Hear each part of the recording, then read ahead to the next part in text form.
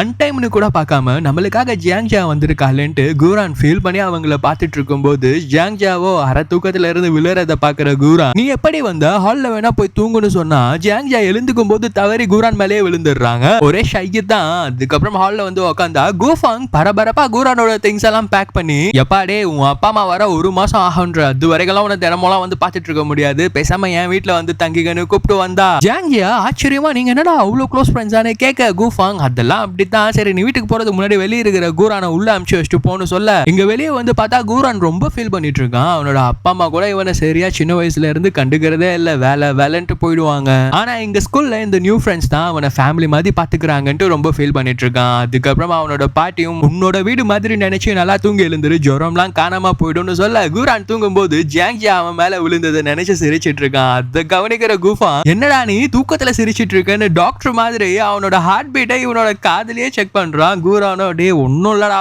உர்ரா, நான் கொஞ்ச நேரம் தூங்குறேனே பிளீஸ்னா கூஃபாங் உடனே ஷாங்லூராங்க்கு கால் பண்ணி, மச்சான் இங்க கூரான் வந்திருக்கான்டா, தூக்கத்திலே சிரிக்கிறான், நீயும் வரணும்னு சொல்ல, அடுத்த நாள் சாயந்தரம் வரைக்கும் வெயிட் பண்றாங்க. ஷாங்லூராங் வரவே இல்ல.